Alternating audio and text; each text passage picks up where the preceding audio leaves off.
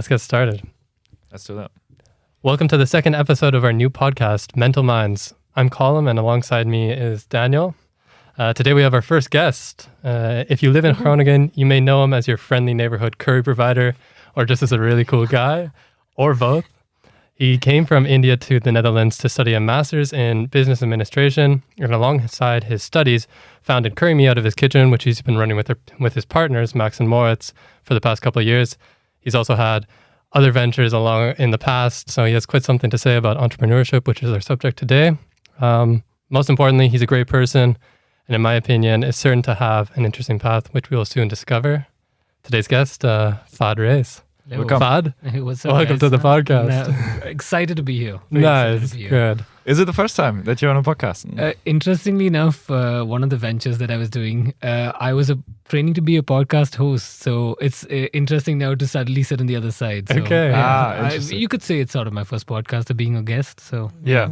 I guess it's a very different kind of situation when you're the one where you sit there at the other table and it's like, ooh, questions being shot at me, right? Yeah, I think so. I think, you're right, actually, because I think when I was planning to be a podcast host, there was a lot of, I knew what I was going to say. Yeah. And today I'm pretty happy that this is going to be very open-ended and just to sort of see where the conversation flows as well. So yeah, I'm excited, very excited. That's great. That's great. Daniel, how are you feeling? We like to check in. Pretty good. I mean, it's a pretty different scenario right now, right? Because now we have a guest instead of just the two of us talking. But I'm happy that we made the step now, that we have our first guest here. Mm-hmm. So yeah, I'm feeling great. How about you? Yeah, I'm also feeling quite excited. I think that makes three of us. I'm really just excited to see where this conversation takes us. And yeah, let's just get into it. Let's dive into CurryMe. Nice. So yeah. I think most people will know, but some people that don't, this is something that you founded outside your kitchen, as I said. Mm-hmm. You started on your own. You now have two amazing partners, Max and Moritz. I actually have a third. A third? Yeah, okay. It's Luca. Luca. Big shout out to Luca. I have to give a big shout out as well. But yeah, we're four of us right now. All right, he'll love the shout out. Yeah, it's growing. And it's grown quite nicely over the past 2 years, at least from what I've seen.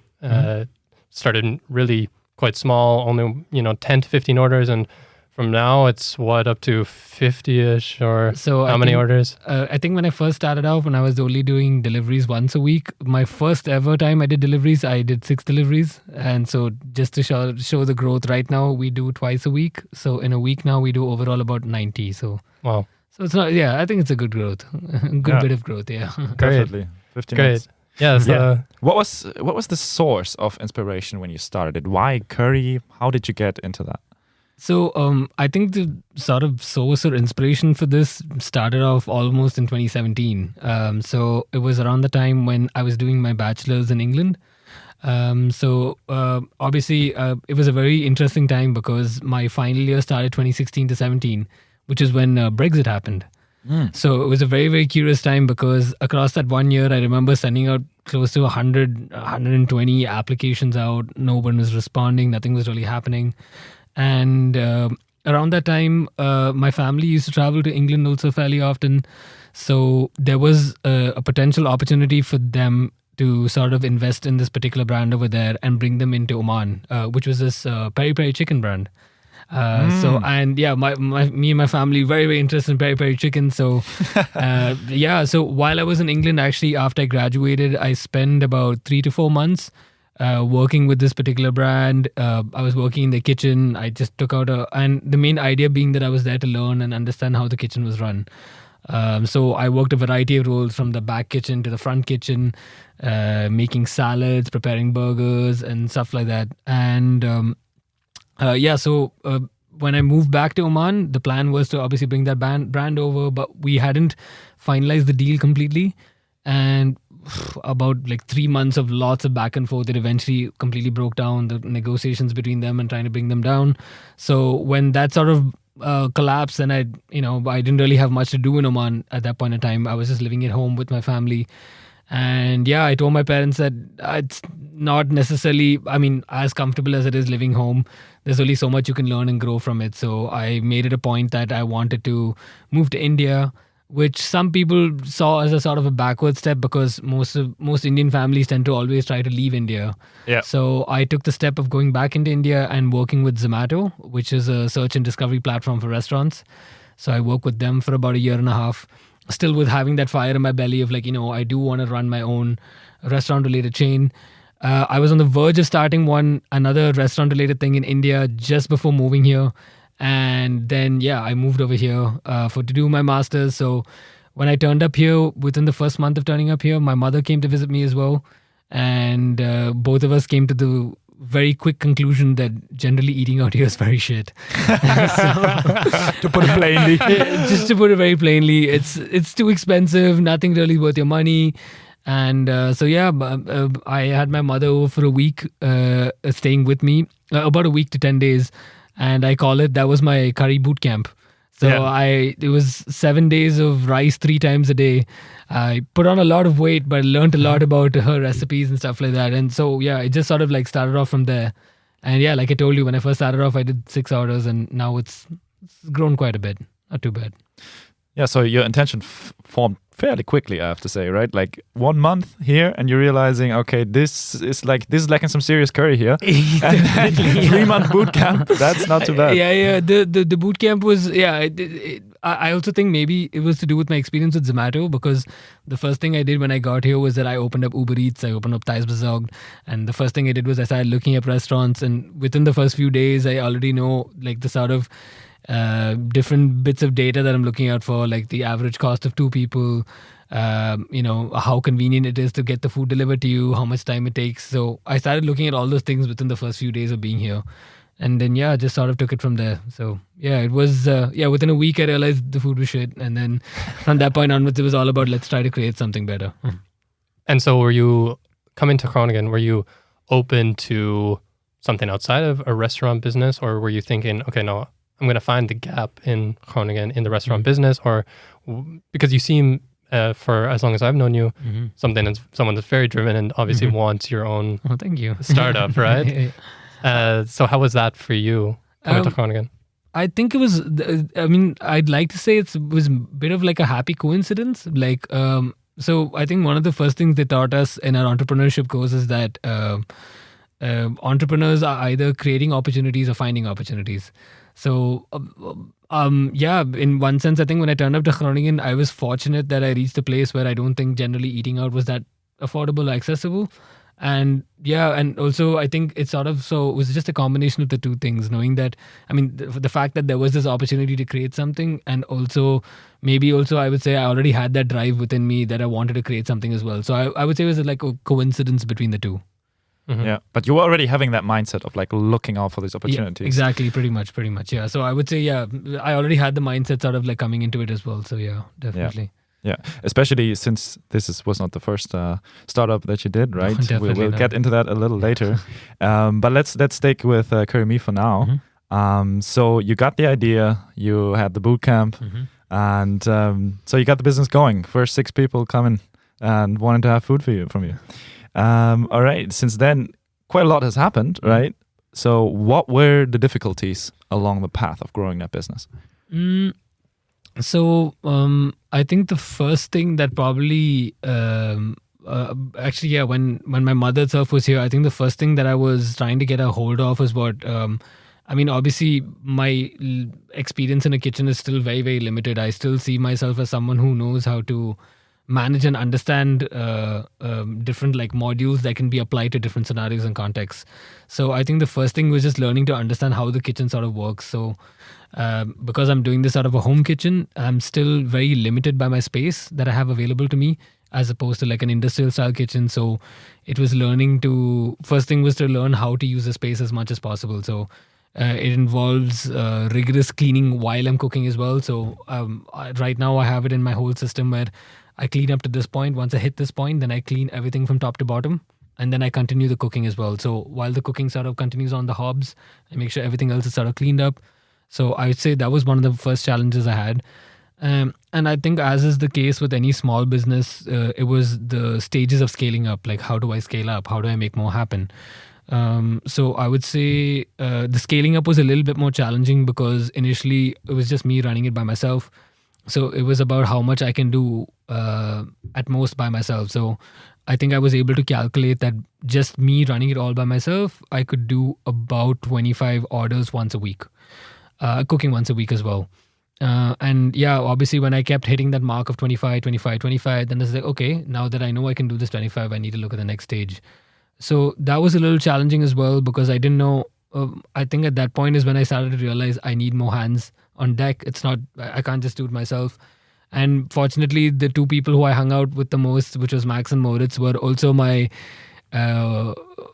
most consistent customers is the word I'd use. They were every single weekend I had food. They were over at my house eating with me. So yeah, eventually also I proposed the idea to them. I was like, hey, listen, you know what? I need more hands on deck. And you guys, obviously, I said, this is my baby. My baby needs a few fun uncles also to help it grow. So yeah, I proposed it to them and that's how I got them on board as well.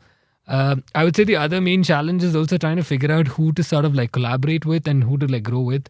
And I've always had this intention that even though I'm a home cook, there's only so much impact I can have on a market, like, no matter what the size. And I'm very, very open to collaborations all the time. So it was sort of trying to pick and mix who I thought would like I could collaborate with really well. So for example, I had one instance where I found another home cook who was making Indian food, and I ordered from them immediately because they were cooking something that I didn't have, which was idlis and doshas. If you guys are familiar with it, it's a very South Indian dish. I think we should try it. We're not familiar with it. I don't know how to make it yet, but I'm getting there. Okay. And obviously, when I ordered it first, he obviously had a lot of troubles when he started off. Like, for example, they turned up 90 minutes late for a pickup order. Oh. They told us to turn up 90 minutes late. Our orders were completely mixed up, and the packaging and all wasn't necessarily the best. So I immediately texted the guy saying, hey, I run my own home kitchen as well. Like, why don't we work together? Because I'd say us, rather than seeing you as competition, I know if we work together, we can build something bigger than all of us. And that's what I wanted to do. But then it slowly began to turn out that, this person was unfortunately not necessarily working in the best of terms, in the sense that, I initially noticed that he was copying things that I was saying, which, by the way, in the marketplace, how you sell your thing is not unique to anyone. So I obviously started noticing, though, that he was just copying things I was saying. I don't have any right to that. I can't say anything to that. But then I started realizing he was messaging my own customers that I spent many, many, many months figuring out and trying to get on my own Instagram. So I noticed he was messaging them because on one day I had 6 different customers who, fortunately, I built very good personal relations with, all telling me, hey, there's someone messaging us asking to buy food off of him. And that's when I said, okay, like, I don't have an issue with you copying the way I sell stuff. That's perfectly fine. But the fact that now you're going up to my own customers and telling them to buy off of you, that I do have an issue with. And I still try to give him benefit of doubt. And I also messaged him saying, hey, how's it going trying to find new customers? I did not get an honest response. And that's when I decided to cut off that person. Yeah. But, irrespective of that, that was a challenge initially. Fortunately, along the way, I've found a lot of other home cooks and home bakers who are really good to work with. There's Fatima Food Joy over here. She's a home baker I work with. Yutsu, who's also another student who does homemade sweets over here as well. So, and yeah, I've just been very, very lucky to meet all these other people who are also with the same, very open-minded and just want to be collaborative as well, because I think it's very important, especially when in the space of being a home cook. Yeah, there's only so much of an impact you can have. And I think it's always good to work with other people in the same space. So yeah, fortunately, these people also have been very, very collaborative, very open-minded, and always open to like sharing ideas as well. So yeah, I would say that's something that definitely helped as well. Okay.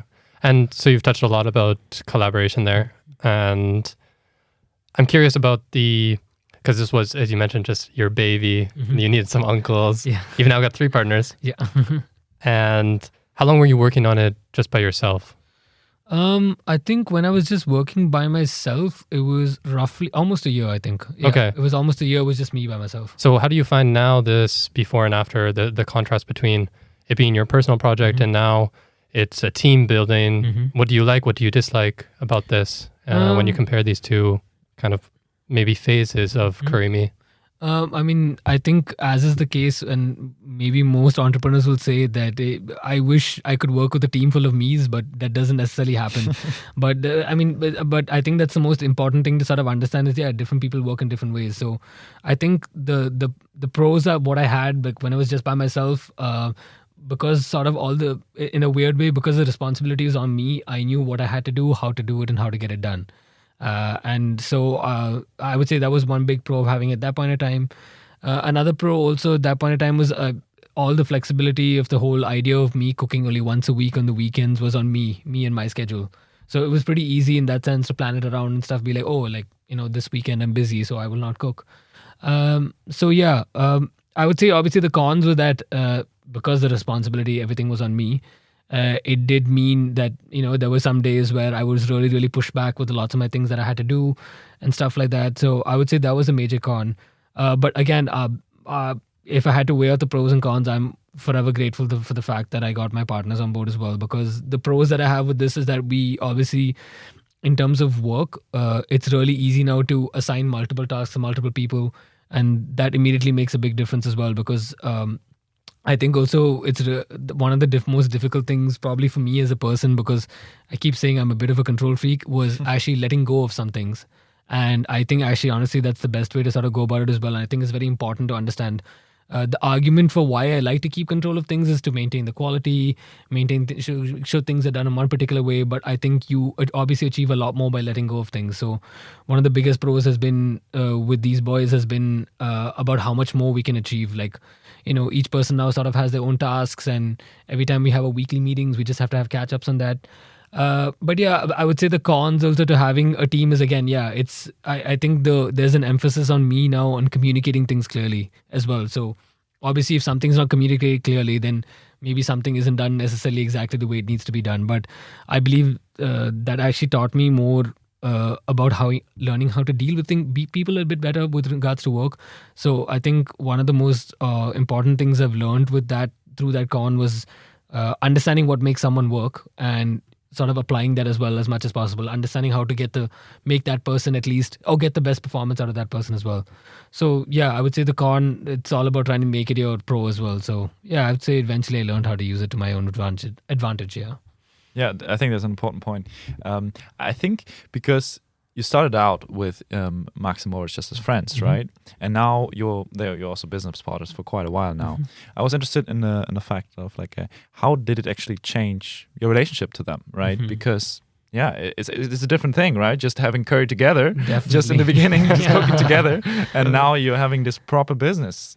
Yeah, I mean, this could be down to previous experiences as well I've had of trying to have different startups and ideas. I think the most important thing is to draw the line of where business starts and where pleasure ends as well. So I would say that was one of the most important things that unfortunately, I would say at least I know where my lines are and where to draw it as well.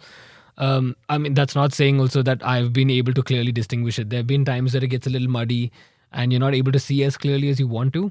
But yeah, I would say the most important thing between that relationship I still have with these boys is that we separate our work and pleasure.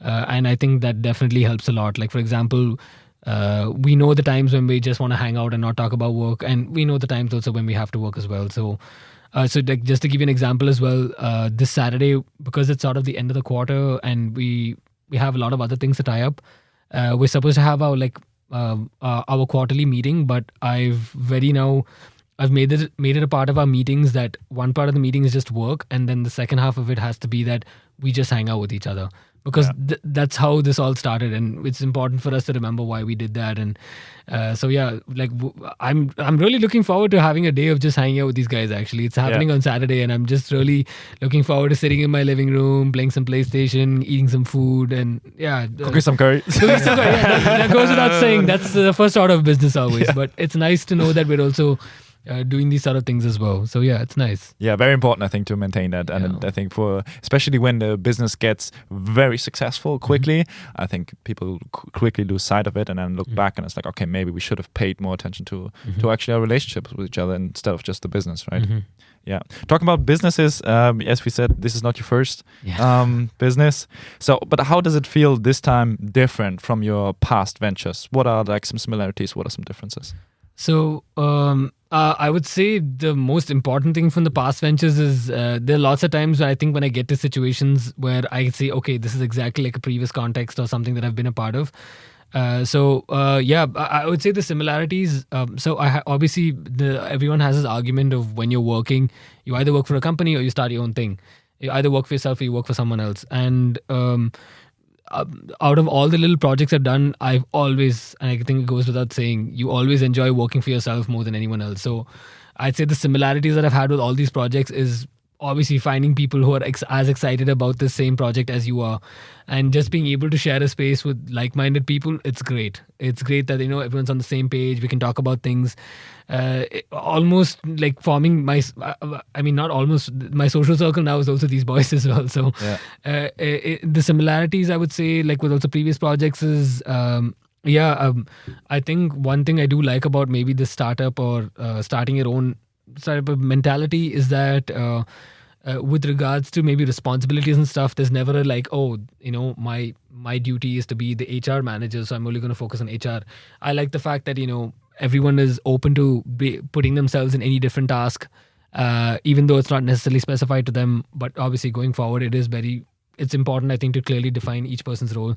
So I would say that's one of the main similarities I found. But interestingly enough, I keep telling this to people as well. Most of the time I've done any of these startup projects, it's always been primarily with friends in India. This is the first time I've got to experience something outside of India as well. I would say it's also really interesting to learn how other people see things and how, you can sort of use that as well. So I would say that's maybe some of the big similarities between the stuff that we did. Okay. And getting further into kind of entrepreneurship. So as we know, you're studying business. Yeah. You're also in a business next to it. You've done, at least what I know of, at least 8 other ventures in the past. So it's quite clear, at least to my eyes, I think in most people's eyes, that you have a passion for the subject. And when and how did this passion for businesses start? Interesting, actually. I don't know if... actually, that's a very interesting point. Actually, I that is a point, I think. So looking at maybe the first thing that I sort of thought I could do myself, I think very interestingly enough, it was during my 3rd year of my bachelor's, and I was doing an industrial placement. So I had to work for a year in industry, and during that time, I got to work in a few different countries. So I worked for a couple of months in Oman with my dad. Then I did 8 months with Piaggio, Vespa scooters in India. And then I did about 3 months with this wealth management firm in London. And while I worked in India for Vespa, I was basically an intern. And so I think the difference that maybe internship programs have between the East and the West is that a lot of Eastern internships in the Eastern part of the world, it's almost sort of assumed that you don't necessarily have to pay your interns. And, as is the case of being an intern, you're always going to be picking up all the tasks that people don't necessarily want to do. Or so it sort of actually came from there. Like at this particular job of mine, I don't think I was being utilized enough. I don't think I was necessarily, based on what I had available to me and what I could do, I knew I wasn't able to do as much as I wanted to. And so I think it sort of was born from that, but also that particular the thing that I worked on, which was the Kothroot Wolves, that's what they were called. It was a bunch of kids that I was working with who came from a low-income school. And I basically just got to play football with these kids. They were all under 10. I was blown away with how committed they were to playing and how well they were. And one of my closest friends, Ajay Jojo, he was running the team at that point in time. So he saw me playing and he liked the way I played. And I liked the way the kids were so committed to playing as well. So he asked me to come for a training session. I turned up for the training session. And in a weird sense, I like to give those kids a lot of credit because I feel like they're the ones who started my spark of like, yes, do things for yourself. And all those kids now, they're about 16-year-olds, 16, 17-year-olds. And I was very, very rewarding work as well because we were working with poor families and families from low-income schools as well. So that whole project was about social elevation through sport, trying to create better futures for the people from these families and just generally having a better outlook generally in life. So it was very, very rewarding work. And I'd like to give those kids a lot of credit. I feel like they were the ones who kicked off the spark for me. And ever since then, it's always been, I really enjoyed working for myself. And that's something I want to always try and focus on. So yeah, I think that's how it sort of like started as well. It was like 2015 or 2016. Okay, wow. Inspiring. Yeah. Inspiring starting point, definitely. Thanks, I mean, yeah. definitely if you watch kids playing sometimes and they don't have any like particular goal yet in mind or something, they just enjoy what they're doing at that moment, right? And yeah. that is definitely something you, I think, gotta keep in mind when you run a business, right? Of just still having fun while you're doing it, because what are you doing it for then, right? If you're not enjoying the process of it. Yeah. Exactly, yeah. Talking about your businesses that you already did, so that really sounds like that was the most memorable one, the one like trying to get these kids, like give them a future through sports, right? What followed like right after? How did that, so to say, the evolvement of you as an entrepreneur, like take on step by step? Like when did you realize really, okay, this is my passion, I want to do my own business? So that project actually sort of ended a little abruptly for me, because I had to return to England to complete off my bachelor's degree. So I would say I'm not the type of person who says that I have regrets in my life, because I think everything happens for a reason and it shapes who you are today. So, but if there was one thing I wish I could have done a little bit more, was to be more involved with those kids and be more involved with that project. So I would like to say, I think it was the yearning to be a part of that, because at that point when I moved to England, I was still involved with them. I was doing everything online, I was trying to make sure that I was being virtually available and being able to connect as well. So I would say just that that went on for about almost a year, where I was away from them. And during that whole year, it was all about like, I want to be there. I want to be able to do more. I want to be able to make more happen for them. And yeah, by the time I obviously finished my degree, things had obviously changed in that scenario over there as well. And there still wasn't room for me to go back and take it over immediately at that point of time. So yeah, I would say it was in a weird sense, for me, it was being away from that and knowing that I could do more. And then eventually, when obviously it didn't work out necessarily the way I needed it to, that's when it was like, okay, you know what? I still need to make things happen for myself. There's still a lot more I can do for myself. So yeah, I would say that was sort of the next stage. Then after that sort of project died down, it was more about, okay, maybe I can find another project that I can do. Maybe something else that could apply to me and something that I can apply myself to as well. So yeah, I would say that was sort of like the next stages as well. And then it was, I guess, very...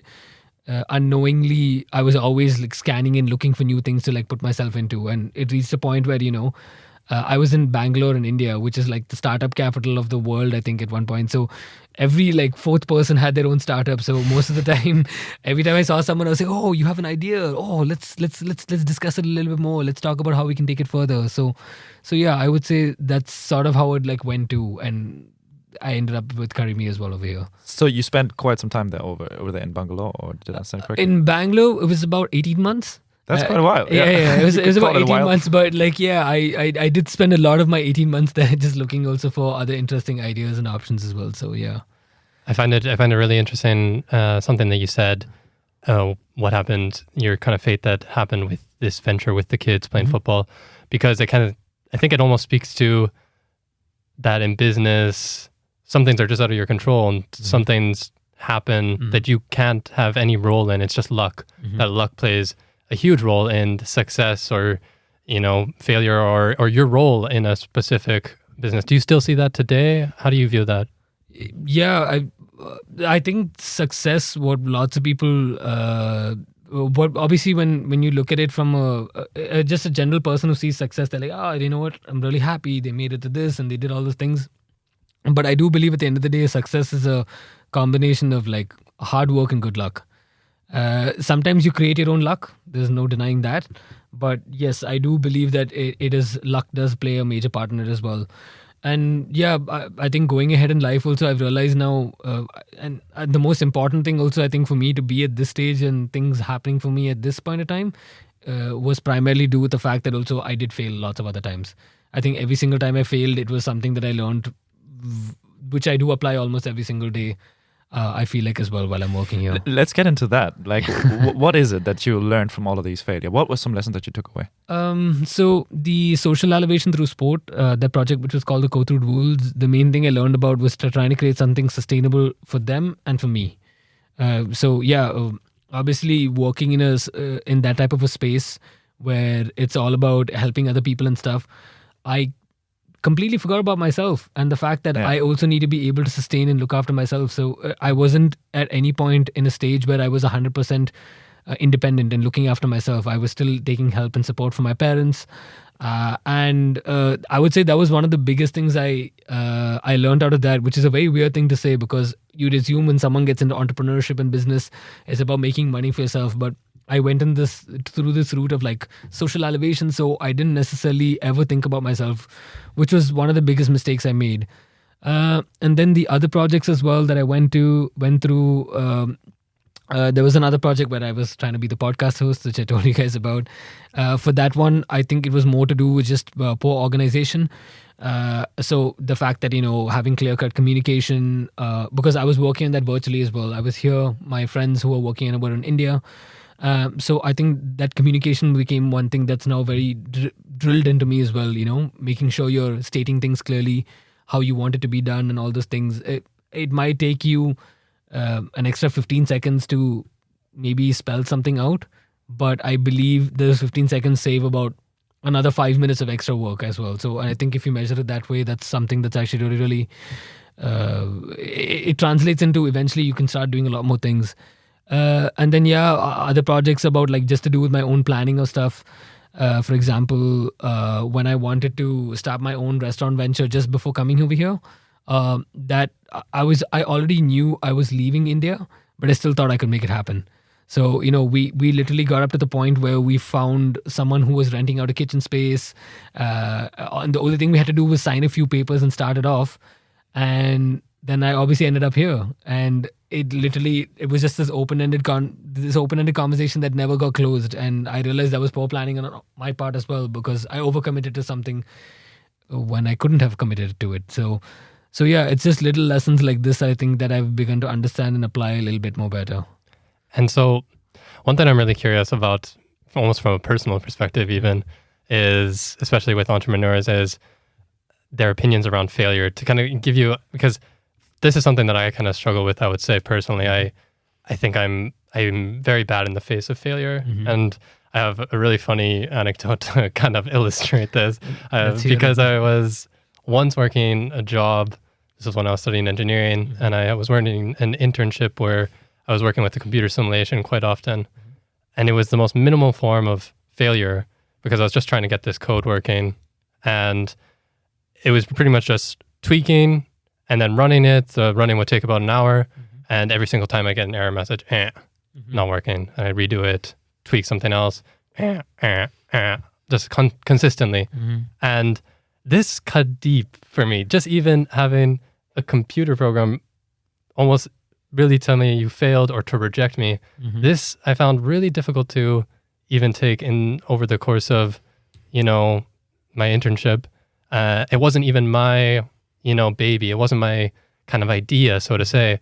How do you find failure? Are you resilient in the face of failure? That's really interesting as well that you mentioned those, because I completely understand that point, because I think, so my first lessons of failure were all things that I think I obviously had no control over. So when my first project, the Go Through Rules, when it died down, I was, I could say at one point I was like sulking and moping around almost for like 4 to 5 months, almost straight, like, and the whole idea of like a lot of what ifs, like, oh, what if I did this right? And what if I did this that way? And, I would say my resilience sort of built up to failure. Like, obviously it was, and then when the next project failed, I was like, okay, you know what? It's not the first time it's happening. It does feel bad that it didn't work out, but okay, at least now it's not the first time I've experienced it. And then I think eventually it led to the point where like, you know what? I failed so many times. Now I've learned to how not to fail. But also with regards to each of these ideas that I had, I think the most important thing was to sort of create room for failure. I think the most important thing is being able to control the failure as well. So, and I think that can be created in a variety of ways. Like, I think initially when you sort of start out and any of these ideas, when you hit a big stumbling block, you're not able to get around it. I think that's when you have your first bit of failure. But then letting yourself have the room to discuss the failure, decide what's the best way to go around it. That's what I think eventually made me to be able to realize, okay, these are things that I can sort of work with and move on with. So I think it's about creating organizational learning for each failure more than anything else. So I think it's really important to create a feedback loop that, when you go through a particular task, and it's okay. It's okay to tell yourself, okay, it's okay not to have got it completed. It's perfectly fine. We were limited by either a lack of knowledge or a lack of resources, and that's perfectly fine, because when you're actually not that big, it's really difficult maybe to find answers to things, really, really hard questions, and that's something you have to give yourself time and sort of understand. So fortunately also, I think once an organization gets a little bit more bigger, it gives you more room for failure as well. So I think right now also with CurryMe, I would say, we've had also hundreds of little failures here and there, but we have the room and space to make the failure now, and also then sort of discuss on how we go about it as well. So to create the space for a lot of small failures. Exactly. Instead, otherwise, like preparing yourself for that big failure, basically, right? Exactly. Yeah. And then building on these small failures and improving. But it also sounds like you're kind of looking more externally for the reasons why something fails, for these mini failures. Is that correct? Or because you kind of mentioned this organizational, okay, this is why it didn't work out. And you're not really reflecting maybe internally towards, okay, this is my personal failure. Okay, so I'm glad you mentioned that as well, because if you ask Max, Moritz and Luca as well, when I usually tend to make a mistake in work, for the next few weeks, I'm just kicking myself about how could I make that mistake. I know this doesn't sound like organizational learning, but I'd like to think I do take quite a bit of time to sit and reflect on my actions. And I think this is maybe something that's happened more recently in the last maybe 6 months to a year, where there's lots of times when I do make mistakes now. I try to make sure that I sit and do have a reflective session. And it's right now I would say it's more personally to me.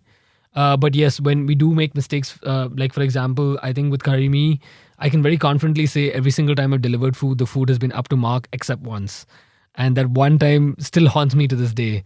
It happened sometime in March of this year. And I hope I didn't order. Oh, no, I don't think you did. We're in September, October. And like to this day, like every time I cook, I remember it. I'm like, okay, you know what the mistakes were. And you sort of, because I think it's just me trying to hold myself to my own standard as well. So I would say personally, I do have a lot of introspection and reflection, but maybe with the organization as well. So what I try to do now is every time after a meeting, or even if I finished an event, like for example, we did an event on Saturday. The first thing I wanted to make sure on our next weekly meeting was that we have a debrief. And the debrief is, even if things went well, the main idea behind the debrief was that everyone is to be like, okay, listen, what did we learn? What did we make mistakes with? What didn't go right for us during that event? So and the way I think I'm just learned it as well. It's just sort of structuring the question to, even though I already sort of had the answers in my own head because I sat and thought about it, it was about also letting the rest of the guys to come up like, hey, okay, so this is the question. Why weren't we able to achieve this? And so I posed the question to Max, Moritz and Luca, and then I got their answers then as well. So obviously when they also gave answers, it was new things for me. Some of them told things that I didn't actually think of before. And I said, yes, that's a valid point. And also in addition to that, there was also these reasons as well. So it is something that I'm trying to make more regular, where we sit and actually, after something happens, we sit and understand why it didn't happen. And yeah, that's the way I think you learn and sort of move forward as well. Okay, nice. Yeah. Yeah, let's get a bit into your studies as well, trying to connect that a bit to your business. What we're asking ourselves is, because there's often this kind of criticism, when you learn business, you learn a little bit about everything, but not really how to handle business, and but you now can compare that, both of these worlds, right? The practical one and the theoretical part. And we're asking ourselves is like, what do you think is what is lacking a bit in the academic approach maybe to business? So it's I would say for me, maybe again, in my circumstance and why this works so well for me, everyone talks about the Rukh over here being a very academic university. So I completely agree with that as well. It's extremely academic. And as you said as well, I think practice makes perfect. The more you practice something and actually do it, that's the best way to learn. So far for me, I'm in my 7th year of doing studies outside of school, and I still feel like I've learned more out of the years working than actually being in school as well. So I do believe, but again, there are contexts where people, who want to take up PhDs and and all those things. That's when I would say the academic part definitely does make sense. But so far, I feel like the academic part of my course or the theoretical part of it, it has actually been helping me now that I'm in this particular part of my degree. So far in my life, I've got to start university 3 times: when I did my bachelor's, when I did my pre-master's, and when I started my master's as well. And I told this, I think, to my siblings as well the other day. When I started off my bachelor's, nothing made sense to me. It was all just a bunch of words put together, and apparently I have to study it. And then when I started off my pre-masters, when I still had a bit of work experience under my belt and having these other ideas and stuff that I worked to, I used to walk into class thinking, okay, yeah, these things are fairly interesting to me. I can see situations where I can apply it to. And the masters that I just started now, the full masters, which I started in September, every single class now I can see where it can be applied to and where I can use it as well. And so, yeah, most days now when I get back home from a lecture, the first thing I do is sit with Max, who's now stays at my house. I sit with Max and like, hey, this is what I learned, which we can apply to today's work as well. So I would say the being able to study and work at the same time for me has become the best way to learn my course and degree as well. Interesting.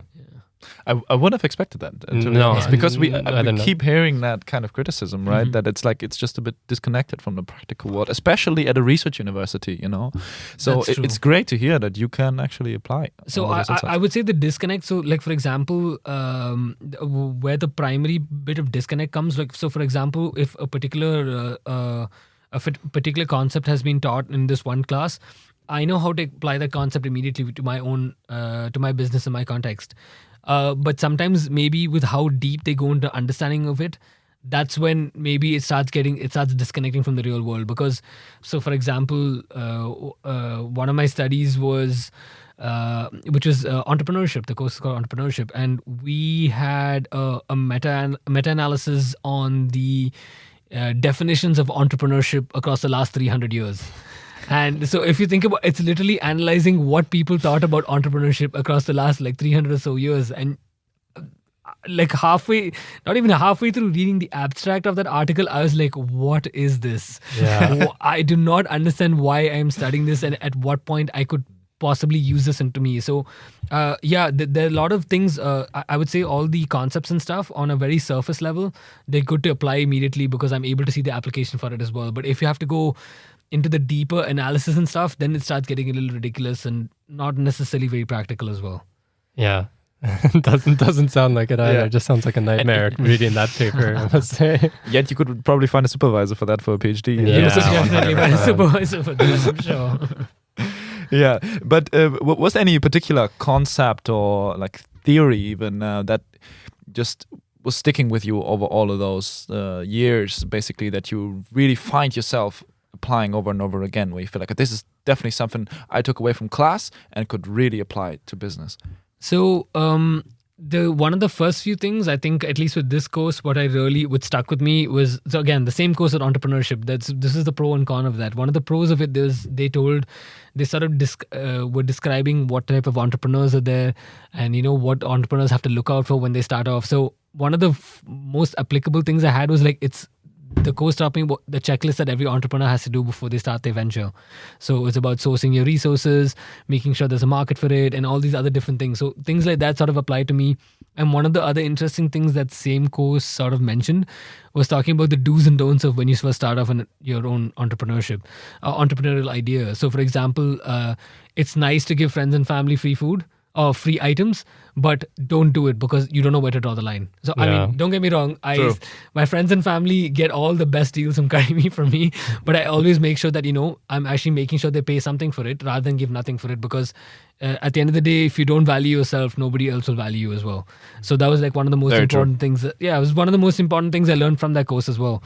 And then there are other things as well, which I feel like I'm able to apply as well. So for example, I had a research paper to write in June, and I was sort of focusing on the well-being of the entrepreneur and how that works as well. So one of the most interesting studies I read out of that was talking about emotive suppression. So and basically what it says is that in the short term, suppressing your emotions is actually beneficial to the performance of your organization. And that's something I sort of understand, and I also completely agree with. When you're in a work situation, it does help. However, I think it's really, really important that you do definitely reflect at why you suppressed it and what you were suppressing as well, and what was the reason for it as well. So yeah, I would say there are lots of things like this which within my course was extremely applicable to me, and like I think about it also regularly as well. So if I have a day when there's a lot happening as well, and if I don't genuinely have the time to, and if something does happen maybe and affects me a little negatively, and because of so many, all the other tasks lined up immediately after, I know they'll all get affected. So I know, okay, you know what, so I usually, what I try to do is I note it down, and I'd be like, I'm going to revisit this a bit later when I do have the time and space to sort of do it. And that's what I've been doing as well. I think there's a lot of reflection that's happened, at least for me personally, which I sort of like revisit, and I'm able to understand a little bit more better. Yeah, very interesting. Sounds like it. If you listen to our first episode, it sounds like that was one of the first things that we talked about. Hey, reflection. So yeah, links back to that pretty nicely. Oh, nice. Yeah, exactly.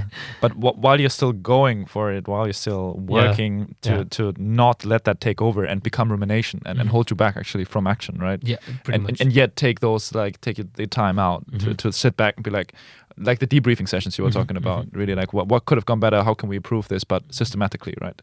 Yeah, and so I think another important thing that I've been doing, at least most of my schedule, is like I always try to, like, even though no matter how packed my days are, I try to leave like after 10 p.m. onwards to be like, stop whatever you're doing, sit and do nothing or watch something. Just take time out to yourselves, because I think it's also really, really important to do that as well. And it's usually during those moments that I'm sitting and sort of reflecting on these things and sort of understanding as well. So it does sort of help me. But I would say sometimes it's also nice to have external input. So for example, if I'm not necessarily, when I'm reflecting on something and I've not necessarily maybe made peace with that particular thing, and it involves someone else, most of the time what I do is I go and ask that person, hey, this is what I thought about what happened. And this is how I felt about it at that particular point of time, and now I think maybe things should have gone this way. What do you feel about that as well? And usually when I do get a bit more external input, sometimes this helps. And if it's also just reflecting on my own self, my fiance actually helps me a lot with it. So every time I'm usually thinking about stuff, I just go and I just tell her how I'm feeling about maybe something that I did, and she tends to, again, just a little bit of external input sometimes helps you remove from this particular situation and actually be a lot more objective about your reflection as well. So yeah. This is really circling back to episode 1. You might as well have just been there around the corner listening on us, Yeah, kind of eerie almost. Yeah. I was actually behind the camera. Did you guys see? I was holding up the placards the whole time. Shall we get personal? Let's get personal. Yes. Yeah. Let's get personal. So you grew up in India. Yeah, we know this. I actually grew up in Oman, in the Middle East. Yeah, you grew up in Oman. I grew up in Oman. Okay. Yeah. But I didn't understand this. Okay. Yeah, but I identify as an Indian. Okay. I'm still an Indian, I would say. Okay. Yeah. Well, you grew up in Oman. Yeah. What was your life like? Tell us about kind of your life, childhood, up until the point maybe that you started studying. Yeah. So life in Oman, as anyone will tell you, life in Oman is fantastic. It's a very comfortable life. There's, I would say, the majority of people that live there, there's not too much to struggle for, and that's primarily due to the fact that the whole country is sort of built up in that way. Like, it's actually very, very comfortable living.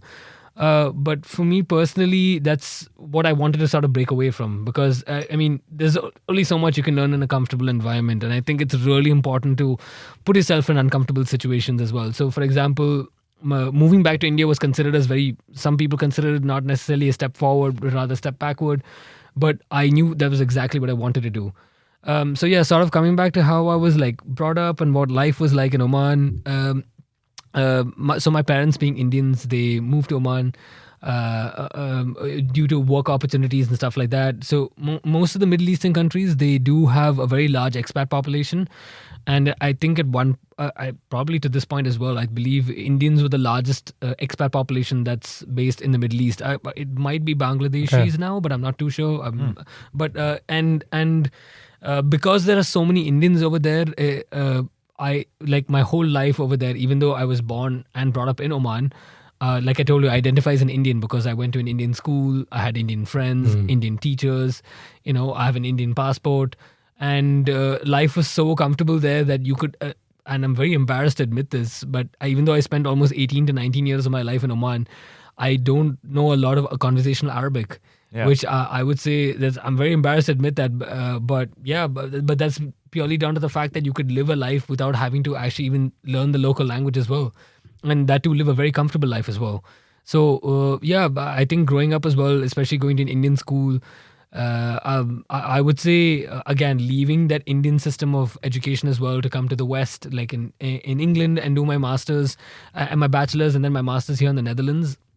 I really, really learned the pros and cons of an Indian system, how it works, what worked for me. I would say the lifestyle is extremely different, very, very different as well. I was raised in an Islamic family as well. So there were lots of do's, lots of don'ts. And I think coming into the West, the most important thing is that you have the freedom to do whatever you want to. And you don't have to answer to anyone except your own self. And I think that was a concept that I really, really, truly, greatly appreciate as well. That, yes, you at the end of the day, you're working for your own self, because there can be thousands of people who have opinions on what you should do and how you should do it, but they really don't matter at the end of the day. So that was one of the main important things I think I learned as well. But yeah, life in Oman it's a very beautiful country, and it's a very, very nice place to live in as well. But yeah, I guess maybe it's just me as well. Every time I see a con, I'm like, you know what, I can flip it over. But sometimes when I see a pro, I see it as a con as well. Okay. So that's what I would say of my life in Oman. Yeah, interesting. Yeah, comfort can definitely also quickly can become too much, especially stifling development, because you need to have that hunger when you're an entrepreneur, right? Mm-hmm. You want to have that kind of hunger coming from not so comfortable place, maybe, already having that drive forward. And from what you said before about Bangalore, it's a place where that was sparked also in you, right? Where you were inspired by those people around you who had that drive in them. Can you maybe tell us a little more about that step from comfortable Oman to uncomfortable Bangalore and startups? So I guess the most interesting snapshot I have of this is in Bangalore, where I was living. So I was living in a really nice complex, and it was a complex full of families, and the whole concept of bachelors living within a family complex is something that not lots of Indians take to very kindly. But I lived in this apartment building. It was a very beautiful apartment, and my bedroom was a very, very simple bedroom, in the sense that I had a couple of mattresses on the floor, and that's it. I didn't own anything else in this house. And I remember when my parents turned up and they saw the place, they were like, "What is this? Like, why don't you own more things?" And I was like, I'm so happy I own those 2 mattresses, and I am so satisfied with my life as well, because I can confidently and proudly say this is my life, and I live really comfortably as well. The same thing that my parents gave me my whole life, I was able to do that for my own self. So in a weird sense, it was very, very, that was the most rewarding factor. So I don't think I was ever uncomfortable. Yes, I was out of my comfort zone, but I don't think I ever felt uncomfortable, because I was like, this is me, this is what I want to do. And I'm very, very happy with myself, and I could always be happy with myself. So yeah, in one person's eye, they might not necessarily see it as that great, but for me, it was perfect. It was everything I wanted, everything I needed as well. So I don't think at any point in India also, when I first started off my job, I was working as a sales manager, and I didn't have my own transport. I didn't have a car, I didn't have a bike, but it was the challenge of, okay, how do I now get from point A to point B, while also avoiding the traffic that's there in Bangalore. By the way, Bangalore was voted as the worst traffic in the whole world. In the whole world? In the whole world. And so it was a challenge of also figuring that out. So for example, you could take a little auto rickshaw, which you think it's small enough to get by, and then eventually I was able to figure out this whole bike riding service where it's basically Uber for bikes. So you just book it, and the dude will come in a little scooter. You just hop on his back, and he'll take you to your destination. And I was able to avoid almost all the traffic all the time. So I like that challenge. Lots of people would say it's uncomfortable to sit behind someone else on a bike in India. I said that's great. I love it. It makes you come feel alive, right? It makes me feel so alive. I absolutely love doing it. It was a lot of fun. So yeah, I wouldn't say any part of that journey, while it could be viewed as uncomfortable for some people, I loved every single part of it. It was a lot of fun. Because the challenges was involved, right? And that definitely resonated with that little developing entrepreneur inside of you, right? Yeah, exactly. I think as an entrepreneur, we love challenges being thrown at us. Yeah. Like, if someone says, hey, you can't do it, I'm like, you know what? I'm going to find a way to do it as well. So I think I absolutely loved it. It was great. That's awesome. So then you come to the West after Oman. Yeah. And you're just saying how you kind of touching upon, your life in Oman, that you were raised in an Islamic family, do's, don'ts, all this stuff, and you come to the West, and life is completely different in some aspects, I guess. And did you experience any? You enjoy your life here, obviously in Groningen. I think, from what I understand, you're planning on living here for some time. Hopefully, let's see. But did you ever experience any cultural conflict between what you were raised in, your family, tradition, values, versus this life that you've taken up? So I don't know about cultural conflict. So I think one of the first things I realized when I went to England. So one of the first things they said when I started off my course was that, okay, you all know how much you paid. We take attendance once a semester. It's up to you to turn up. If you don't turn up for that attendance, we'll send you an email asking if you're okay. That's it. And I think coming from that type of culture, the first thing I was like, fuck yeah, I can do whatever I want to. So I had about 2 to 3 weeks where I was absolutely, didn't turn up for any lecture, saying I can do whatever I want to. And then I think eventually also then I started realizing, okay, people around me seem to be putting a lot of effort into it. Why am I not? And then eventually that sort of started into me as well. And the main reason why I sort of bring that up is because higher education in India, and most colleges and stuff, what they do is that you would stay at the dormitory or the hostel of the university, and it would be split into men and women, and each men and women would have curfews like at 6 or 7 p.m. and every day you have university from 9 to 5. It was obviously a big difference because, when I heard my friends in India, they were like, oh yeah, I have to go back. I have a 7 p.m. curfew. I'm like, what? A 7 p.m. curfew? That sounds ridiculous. And especially when you finish at 5. Especially when you finish at 5. Yeah. And I literally had some of my friends, when I told them, I live in a flat and it's guys and girls. They're like, what? You share a flat with mixed genders as well? I was like, yeah, it's very, very normal here. So I don't know if I had any cultural conflicts because I think I was also always more open-minded to everything new and every new experience sort of being thrown to me. It's very weird to say because I think most of the time when someone offers something that's completely new to me, I also tell myself that I think you should experience it first before you can say no to it.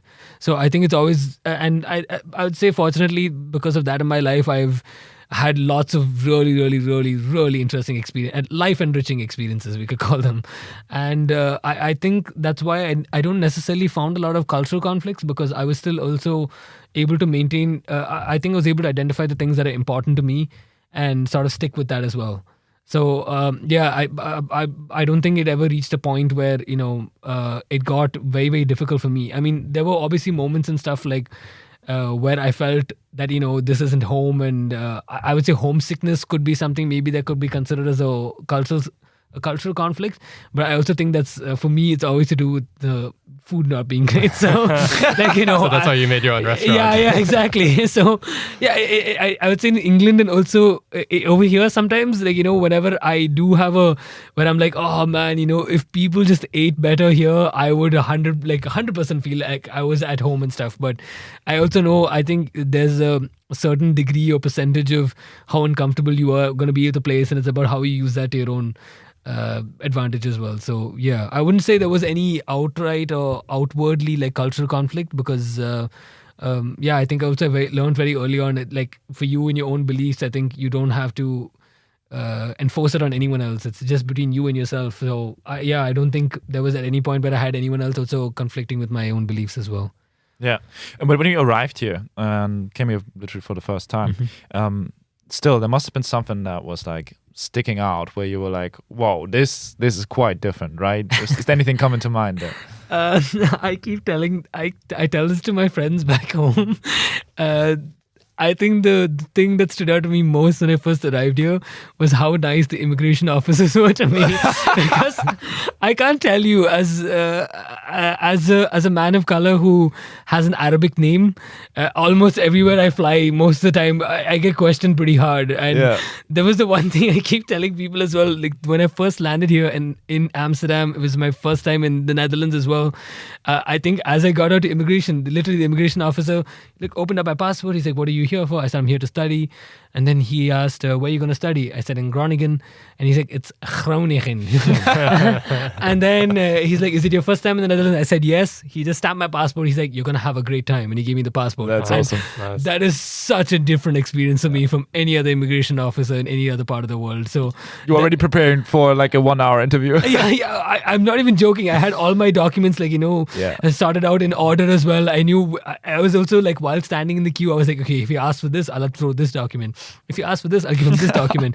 It was none of that. And I was like, this is incredible. That was barely like a minute long immigration. So yeah, I would say that was the one thing that definitely stood out to me here.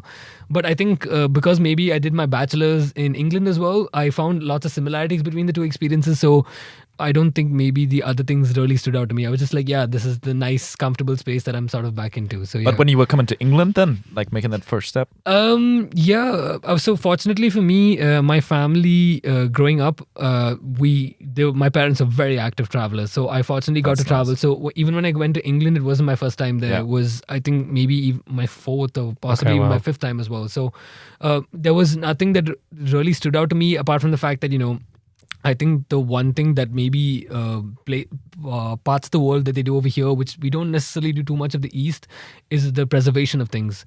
Like, for example, I think when you walk into Groningen, the city center, one of the first things you realize is that most of the architecture and the buildings and the styles are all the same. Nothing really has changed drastically. And there's one way of viewing it as that, oh, we need something new, modern and something new. But then there's also the idea of like, let's preserve what it is, because there's actually some really nice things about it. So I think the whole idea of how they preserve things over here, I think is a really, really nice concept as well.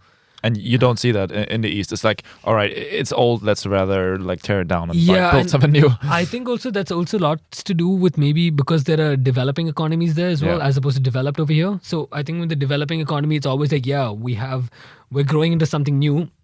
If we have to tear it down, why don't we tear it down and put something new as well? Yeah. So yeah, I would say the fact that how things are preserved here, it's second to most Eastern cultures that I've experienced as well. Interesting. Yeah. All right. I think we have a few more questions. Oh yes, let's go. Ready for it. What is, if you had to give us one thing, what motivates you? What keeps you going? Yeah, I think it's a very self-internalized thing as well. That I think usually I tell myself that depending on whenever I sort of sit and take stock of things, I have these moments, I think, where I sit and think about, all the things that happened to me previously. I always, I think, try to tell myself that every time I sit and have those type of conversations with myself, I want to be in a new and different position as to what it was before. It doesn't necessarily have to be better. It doesn't have to be worse. But I think it's important to keep yourself in a new position and you're reflecting and thinking about new things as well. So I would say that's one of the main things as well that I always have. And I keep saying this, I'm never a specialist, I'm a generalist. I really like to take on lots of multiple activities in one go. So I think that's another thing that also keeps me going, making sure that I have lots of things going as well. And it was really interesting when the pandemic hit, because I had a period of like 3 weeks where there was no university, no business as well to do as well, because we were just still sitting and waiting to see what was going to happen. And that was a very it was an odd and curious place, but it was also, I did enjoy it as well, to just be like, you know what, there's nothing to worry about. You should really appreciate this time as well.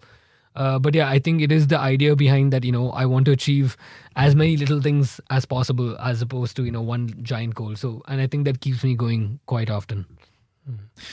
Yeah, but what was the moment where, there must have been a moment that might come to memory, where you really struggled the most, where you're really like, okay, this is really my bottom right now? So I'll go back to the Go Through Wolves, which was the social elevation through sport project. I think when I was in the UK and I was helping to sort of organize things over there, and I think there was a period of time where for about almost a few months, where almost anything I was trying to communicate to someone, obviously the ground reality is very different to what I could just tell someone like, hey, I need you to get this done for me. But obviously, because we were working through this project, which was charitable causes, everyone had their own things to do. So I think there was a period of time where for 3 months, it almost felt like I was talking to a wall, I was like, hey, can we get this done? And then, it would not happen. Yeah. Oh, hey, can someone help with this? And then it would not happen. And I think at that point of time, it I think I was sort of, I think there was a part of my mind which knew that the project wasn't going to continue on because it wasn't working. But I think I was denying it to my own self as well, being like, you know what, I know there is still a possibility. Maybe I can make something happen as well. So I would say that was probably one of the most difficult times, because it was learning to accept the failure and be like, it's fine. It's happened. It was things that there were some things you could control, some things you couldn't control. And a combination of the things has made sure that this thing is not going to go on any further. Yeah. What was harder there? Like still being in the mode of denial? Did that make you suffer more, or really the acceptance of the failure? I think the denial part went on for a lot longer than the acceptance of the failure as well. So I think the acceptance of the failure part only hits you when you get to one particular point. You're like, you know what, now I can no longer deny it. There's no way out. There's no way out of this. Like, it's at this point you have to stop and be like, okay, it's done. It's happened. You can't do anything else apart from that. So yeah, I would say the denial of failure was a much more longer period of time. I would say it maybe even it took me close to a year for the whole denial of failure. And when I finally accepted it, it took me about maybe 3 or so months as well. I would say I had a long period where I just kept thinking that, I can't do anything, or I'm not able to achieve or make something happen around me. So yeah. How did you cope with that? Because, I mean, having this thought with you being dragged around, like really, it's an extra weight on you, and it really can drag you down if you try and start some new projects. How did you cope with that? It's this always reminds me, I think recently I've begun to think and analyze things a little better, but I think there was a point also where I wouldn't want to think about it as well. So I think sometimes just throwing yourself into something else is what usually helped me out. So like I told you, because I've had so many other there was a period of time when I was in denial, but I was still working on other projects. So that sort of like kept me going, knowing that, okay, you know what, I'm having these other projects to sort of work on. I mean, none of those other projects sort of came to fruition, but it was that whole denial phase where I was like, I'll just throw myself into whatever else I can as well. And yeah, obviously, I would say it was keeping myself busy more than anything else, because I think if you sit and ruminate over one thing, I think it can get very, very negative for you as well. Then we come back to the first episode. First podcast. Right? It's kind of, we're talking exactly like Colin said, like word to word, almost the same thing. Actually, yeah, it's kind of funny. We see some patterns here, and like how to cope with failure. The next guest better also pick up on these same patterns. I could actually stand with placards if you want. Yeah, hold up. Rumination. Yeah. I really want to know the answer to this question. So, you have a fiance now. Mm-hmm. I had this conversation, I think, a few months with you privately about this, and you want to see CurryMe grow. It's your baby, but you're also kind of starting to move out of. You're still a student, obviously, but you have a fiance. You're eventually planning to grow your life here in Groningen together, and you're starting to move out of this student, maybe into kind of an adult post-student phase, and of course, growing a business, you have to obviously make that grow maybe a lot quicker. That's one thing that you kind of mentioned to me. Yeah. Do you think that the entrepreneurship life is kind of difficult to fit with the pressures and needs of a post-student life? So this is another interesting thing that I learned in my study as well. It says that almost all entrepreneurs have little to no work-life balance. But overall, entrepreneurs are more satisfied with their life, even though they don't have that clear distinction of their work-life balance as well.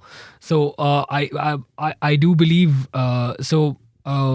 yes, I think I am able to sort of find a balance between everything right now, but it does mean there are things I am sacrificing, giving up. Like, for example, I joke with people that I don't have a social life, but it's very true.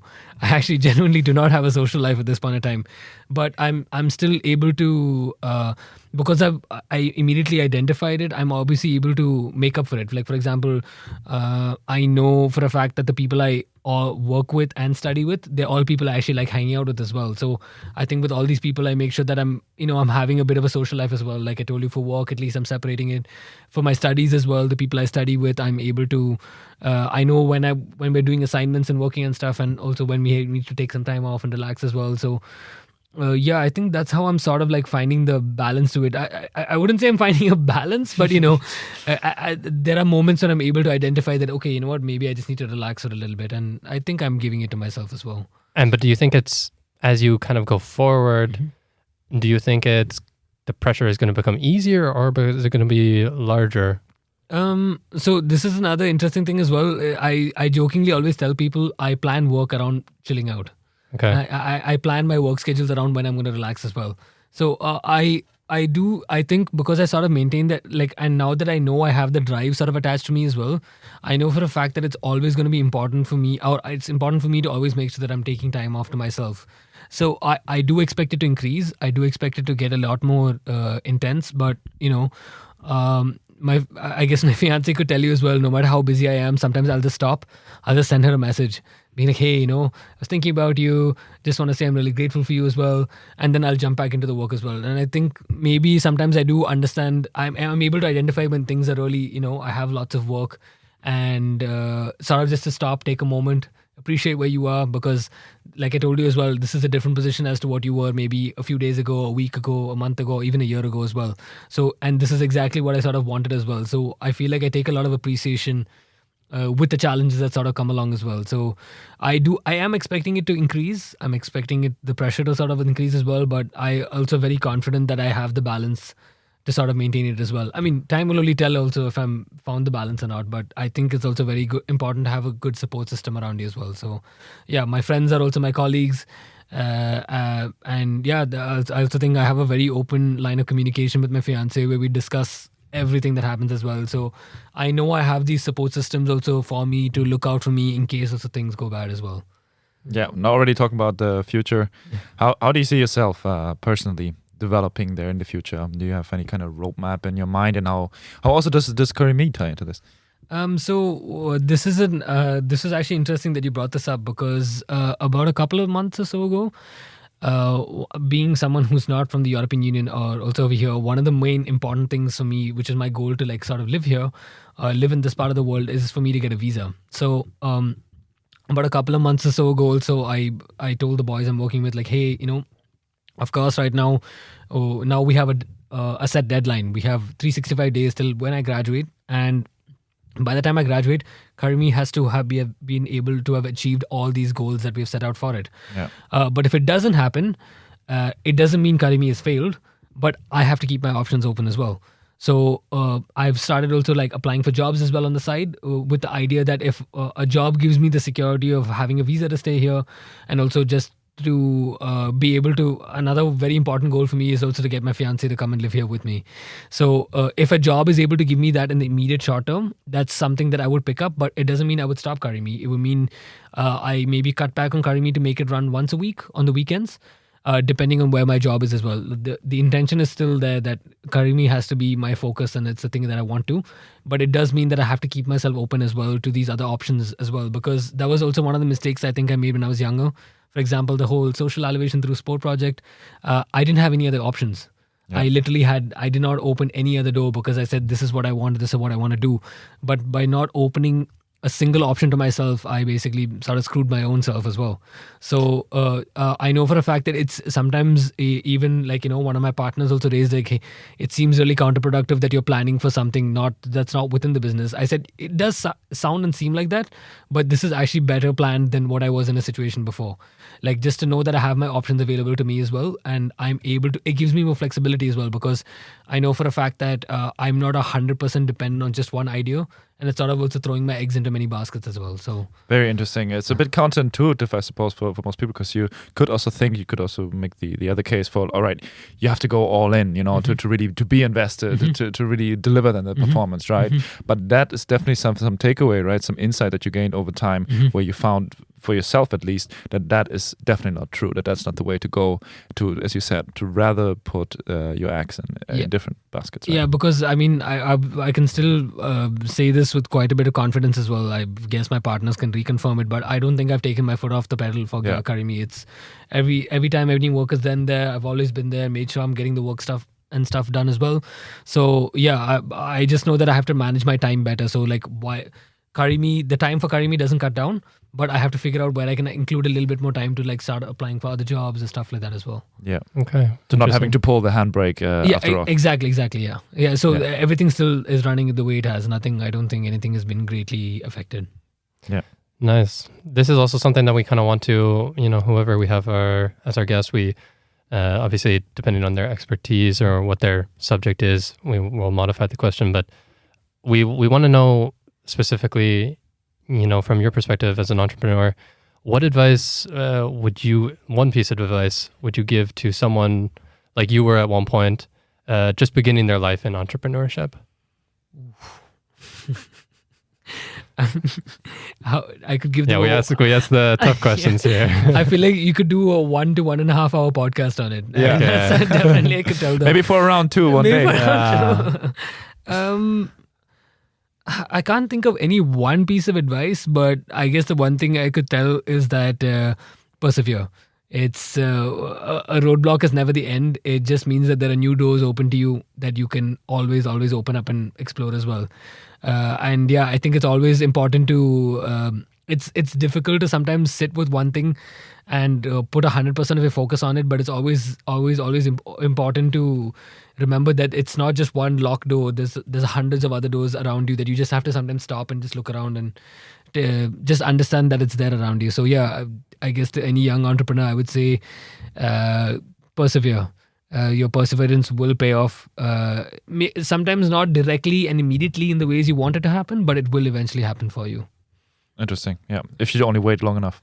If you wait long enough, definitely, yeah. If you keep banging your head against the wall long enough, eventually the doors will open. Yeah. Or the wall will collapse. Yeah, exactly. At some point. That's great. Okay. All right. Also regarding that question, what do you think? What is like an underrated or like an underappreciated trait or even skill there as an entrepreneur that most people overlook besides perseverance? Is there anything else that comes to mind? I would say maybe one of the most underrated skills. Ooh, actually, I don't know if that's underrated or overrated.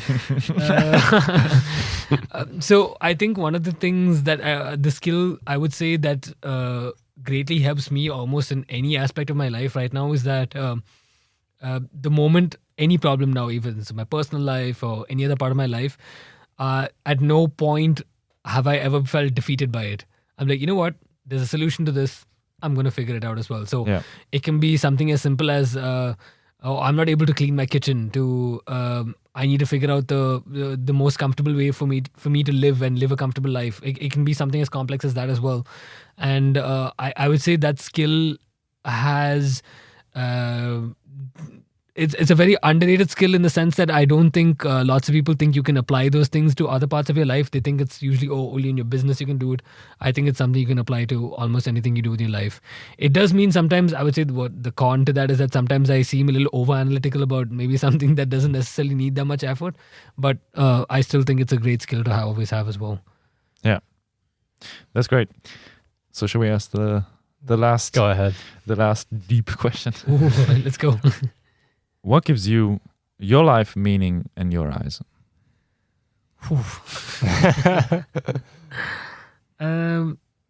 I think the most important thing or the thing that gives me meaning in my life is just make sure you're happy.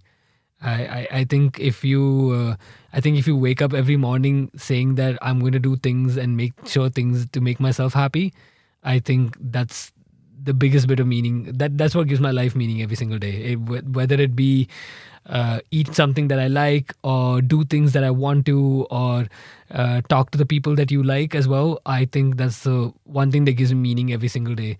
For me right now, with my, like I said, I get sometimes excited on a day when I'm doing deliveries because I know I'm going to get to eat the food after deliveries as well.